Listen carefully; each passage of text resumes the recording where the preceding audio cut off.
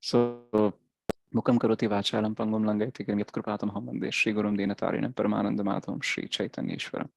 Hare Krishna and Pranam Mataji and Prabhuji. So today we will talk about the topic called as how we can have peace in our life. So I was referring to the verse which is there in the fifth chapter, the last verse in the fifth chapter, that Bhoktaram Yagnatapasam Sarvaloka Maheshwaram Suhrudam Sarvabhutanam Gnatva Mam Shanti Mrachati. So this verse says that the peace formula is to know that Krishna is the supreme enjoyer, Krishna is the supreme proprietor of all the worlds, and Krishna is the friend of all living beings. So much friendly and so much well-wisher he is that he can take care of everyone even without we asking for it. So if we know this, then we will have the peace. So nowadays, if we ask people what you want in life, they will say, if I can have little peace, that also more than sufficient for me. Earlier, when we used to ask people what they want to have in their life, they used to say like, I want to be happy. But nowadays, happiness has become so luxurious and so costly or a rare thing that people started settling for peace itself. Oh, happiness, I can think of it later, but let me have some peace. It's been long time that I have peacefully slept. It's been long time that I have peacefully ate something. It's been long time that I have peacefully spent some time. So like that, people are coming up because so much of stress has increased in the world, so much of anxiety, so much of competition, this war, this struggle, that struggle, that people started thinking like, even if I have some little peace in my life, that would be a great thing. Okay. And all of their money and time they are trying to find some peace, and but the more they are trying, they are getting frustrated. So what is the formula of peace? Then the Bhagavad Gita gives very simply, if you know these three things: Krishna is the supreme proprietor, Krishna is the supreme enjoyer, Krishna is the supreme well-wisher or supreme friend, you should be automatically peaceful. So we learned this, we have read this, but somehow we are not yet not yet at peace. Why? Because we have learned mentally, intellectually, we have the information of this, but that has not transformed as a reality because we have not taken it to our heart. Because to take it to the heart, we should have the faith. And to have faith in Krishna or Krishna's words, we have to surrender. So I wanted to start the topic of the six limbs or six divisions of surrender. But before that, I wanted to give a brief introduction about why we need that surrender. Because Krishna is the supreme proprietor. Okay, he is the owner of everything. So everything in the world that we want, he owns it. So unless we surrender to him, we cannot be peaceful. Second, he is the supreme enjoyer. So unless we give up our mentality of enjoyment and try to serve him so that he can enjoy, then only we can be at the peace. And third, he is the Suhrudam Sarva Bhutanam. He is the friend or the well-wisher of everyone. So when we are going through some struggle, when our loved ones are going through some struggle, we pray that their struggle should end. Actually, struggles will never end. Unless we go back home, back to Godhead, those will not end. So when we have faith in Krishna that he is the well-wisher of everyone, our prayer should be not that their struggle should end, but they should get what they deserve. They should get the best thing of the world, that is, they should get you, Krishna, some or other way. And for that, whatever things they have to go through, let them go through. But please take care of them. Please do not forsake them. Please give them what is best for them. If we have this mode of prayers, then what happens? Whatever may be the result, we can be at peace with. But if we have conditions like, if their health is not good, they should become healthy. If they do not have job, they should get job. If they're not getting married, they should get married. If they do not have food to eat, they should get food to eat. Or they should get whatever position they want. If they get, then only I consider that my prayers are answered by you. If this conditioning we have, then we'll always be frustrated. We'll always be out of peace. Peace won't be there in our life. So we should know that, Krishna is the supreme proprietor. So he can do anything and everything. And Krishna is the supreme enjoyer, so I should give up my enjoying mentality. The two things which actually makes us go away from peace is that our mentality to possess the things and our mentality to enjoy. We want to grab the things, we want to consume the things, we want to enjoy the things. And the more we want to enjoy, the more we will get frustrated. Why? Because we cannot enjoy at the max. the body and the situations and the life and the world where we are into, we cannot enjoy. We may enjoy little, we may enjoy little long. Okay, so always this question should come to our mind that, how much I can enjoy and how long I can enjoy. Because over a period of time, even the facilities are there to enjoy, the body cannot digest the enjoyment. Just like people when they get diabetes, even though they have money to buy sweets, even though they have freedom to eat, but their body cannot sustain that sweet, and they will get more diabetic and it will be very risky for them. So the sense enjoyment or the mentality of enjoyment will always give us frustration only. And the moment we anticipate the enjoyment and the reality of enjoyment always has a difference. We thought like, oh, we can enjoy too much if we have this thing, that thing. And when the things come in our life, we experience like, oh, they are not going to give me this much happiness. So our senses always want gratification, and the more you try to gratify them, the more they will be frustrated. They want more and more. I was giving the examples of the biocides that being used in the water treatment. We use biocides and the chemicals that can kill the bacteria or the biological growth in the water. We give them alternate chemical treatment. So we will not give continuously one chemical only, because they may prepare themselves to fight with those chemicals very strongly. So when we give an alternate dose, they don't develop that immunity. So similarly, if we keep on giving the sense gratification over a period of time, they want more dose and a different dose only, because the same dose won't work. Earlier, like, if we are hungry, we feel like, if my stomach is full, if I get some little food also to eat, I will be satisfied. But as we grow in life, we feel like, not only filling our stomach is important, but that variety I want, this variety I want, that restaurant I want, this restaurant I want, this dish, that dish. So our desires will keep on increasing. Now, eating is the basic necessity, but when the basic necessity is fulfilled, we think about the different desires. So similarly, gratifying the senses will be a never ending job. So what we should do, we should try to engage our senses in the service of the Lord of the senses. Rishikena Rishikesha Sevanam Bhaktiruttamam. So we should try to engage our senses in Lord's service. Then what will happen? This will create the mood of not to be an enjoyer, but to be a servant. And what happens when you are a servant? Krishna Das e Bishwas Karle Tovar Dukkhanai. So when you become a servant of the Lord, when you have that mood, you will not have any dukkha, because service means that I am doing everything that is possible for the Lord. And when I'm doing everything for the Lord will automatically take care of me. So though apparently externally I may see some difficult situations, but that are not going to disturb me. That is why there are disturbances, are disturb causing things in the world of the devotees also, in their life also, but they don't get disturbed. So we can think about peace in three different levels. One is that we go to a very serene place and we may start feeling, when that kind of peace. So that can stay for some time. But the second level of peace we should try is that internally we are peaceful. Like our anarthas, the impurities, like the lust, greed, anger, etc., are not torturing us. Just like if a alcoholic person goes on a very serene place also, sometime he can be peaceful, but after that, his craving for drinking alcohol will come out. And even though he's at a very beautiful place, he cannot be at peace. So internally, we should overcome our lust, greed, anger, then we can have some peace. But that is also not enough, because how long we can artificially, do the sense control and all. Okay, so we need to have the third level of peace, that is called as the ultimate peace, that no matter whatever happens, Krishna is there to protect me. Krishna will take care of the things. He is my friend. He is the protector. He is the supreme proprietor.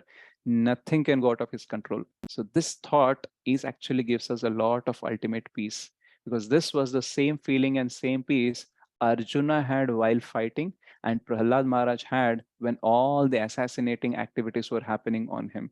So all these great devotees demonstrate that how we should be peaceful, and how that peace can come when we have full faith on the Supreme Lord. So when we have faith, we actually surrender. Just like if we have a faith in the doctor, we will surrender and we take his treatment. If we don't surrender, what will happen? We will do our own whimsical things. We may not take tablets on time. We may not follow the diets. We may not consult him again. We just go on. Some little relief we get, we forget the doctor. So we should not be like that. So we should have full faith in Krishna and we should surrender. Why we are talking about this peace and surrender now? Because from tomorrow we are starting the 6 limbs of surrender or 6 divisions of surrender. And in that, if you want to really learn, then you should know why this learning is important for me. Not only learning, but why implementing is important. Because all the life I have tried to become peaceful. And all my trials are going fail only, going in vain only. I'm not yet at peace, right? You just check your life throughout the day. Are you really peaceful? This thing or that thing, this person or that person is coming and disturbing us. So we cannot expect a life free from problems, but we can expect a life that has a great purpose and service mood where, in spite of having problems, I can be at peace. So, like Prahlad Maharaj or any devotee for that case had so many problems in their life, but nothing was disturbing them. Okay, for some time, at least for Arjuna, there was a little disturbance. But for Prahlad Maharaj, from the day one, he was never disturbed. So from the day he was born, he was actually a transcendental devotee. He never got disturbed. Many times when we share the pastime of Prahlad Maharaj, we tell how wonderful or how miracle that when the spears and the other arrows were hurled against him, but nothing could touch him.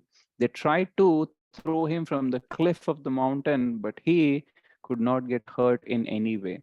They tried to get him trampled under a big giant elephant, but nothing could happen. They thrown him in the bundle of snakes, but nothing has been done. So these are the wonderful miracle things of Prahlad Maharaj. Yes, these are wonderful things, but the most miraculous thing is that when he was thrown in the pit of the snakes or the bundle of the snakes, he was not afraid. When the arrows and spears were hurled against him, he was not disturbed. When he was trying to get thrown from the cliff of the mountain, that time also he was trying to protect the Lord. When the Rakshasas were trying to throw him, he said, "Please give me a minute." Then they thought this guy might be changing his mind. But he was just adjusting his uparana, his upper cloth, and he's told, actually, Lord is there in everyone's heart. And I don't want Lord to get hurt when I fall down. So I may hit the trees, I may hit the stones. That time Lord may get hurt. So I want to protect the Lord. Now I have holded him very strongly. You can throw him now. You can throw me now. So that much consciousness he was. He was not thinking that he'll get hurt. He was thinking that Lord may get hurt. So that kind of absorption he had. So his absorption, his fixedness in Krishna consciousness throughout all the situations is the most miraculous thing. So our problems in our life, we cannot solve it. If we start thinking that when our problems get solved, then I'll be at peace, then we are having an eternal goal which cannot be achieved at all. Because we are in Dukhalaya, and the more we try to change the things, fix the things, other things get disturbed and all. So we should be happy while practicing Krishna consciousness, and we should always believe that Krishna will give me what I deserve and what is best for me. So I need not be agitated or disturbed about anything. I can try to fix the things, but thinking that fixing the things will give me happiness, then that is something has to be fixed. The thought that, if I achieve this, if I enjoy this, then I'll be happy, then I'll be peaceful. These are the things which has to be fixed, not the other things. Because other things you may fix, but your mind is not yet fixed. It is still expecting something out of it, some peace, some happiness, and it won't come. Because if the bhakti can give us happiness and shanti by removing all problems and struggles in our life, if that is the stereotype of mentality we have or the understanding of bhakti we have, then we will always be frustrated and out of peace. Because bhakti will not remove the struggles or problems. It may remove some, but actually it will remove you from the mentality first that, after removing all these problems and struggles, I will be happy. Or there will be a time when all the struggles and all these anxieties won't be there. They will be there for a long time. Initially, your consciousness will change. You will stop expecting the things from other situations, or you'll stop expecting that things will change if I change this and all. And later on, everything will change. So it's a progressive process. And till this thing happen, you have to be composed, you have to be peaceful and happy. As Srila Prabhupada says, chant and be happy.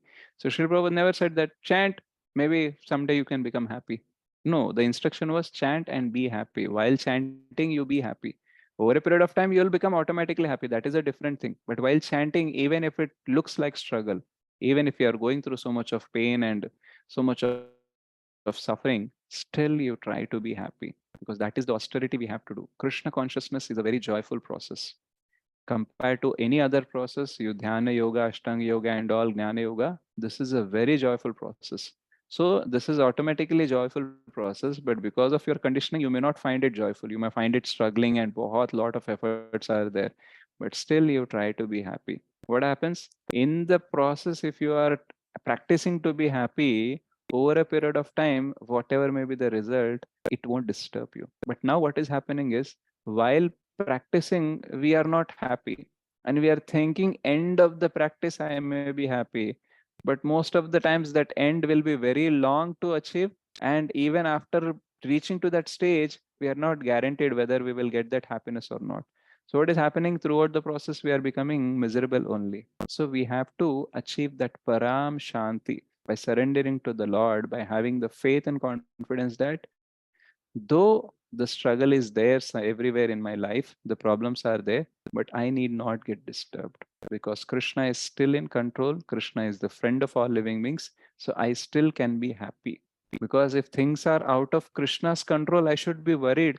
Oh, who will take the control? What he will do? But everything is in control of Krishna, and Krishna is the well-wisher of everyone. So why I should be worried? Why I should only feel happy at the end? I can be happy now also, because at the end also things will be in control of Krishna. Now also things are in control of Krishna. So where is the point to be worried, isn't it? So this faith we should have, and to get this faith we should surrender to Krishna, because when we surrender, we do some activities. Because of that, our faith will become strong. Now it is just as an information we can learn the things, but they are not imprinted very strongly in our heart. So when we do the activities of surrender, our faith will become strong, the impressions will become strong, and then even though we are in the middle of the troubles, people will be amazed how peaceful we are. Many times I think about myself like, why I'm at peace? Though the things are not good in my life, many things are going wrong, but still why I'm at peace, and why I'm able to help others to become peaceful? Because somewhere I have faith that Krishna can take care. And maybe this is the greatest wealth that anyone can have, that Krishna is in charge and he will take charge of me. So I need not worry about it. Having this thought is the greatest wealth any can have.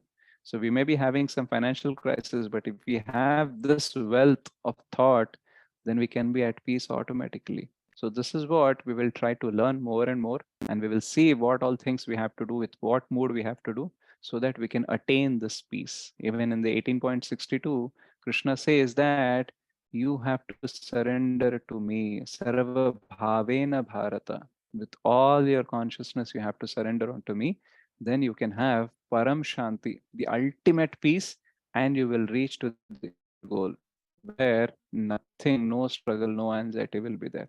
Okay, no material anxiety will be there. So we will get the destination and we will get the peace if we surrender to Krishna. So Krishna has given everything to us. Only thing is that we have to start giving our faith into it. We had faith in so many things, and all of them have not given us peace.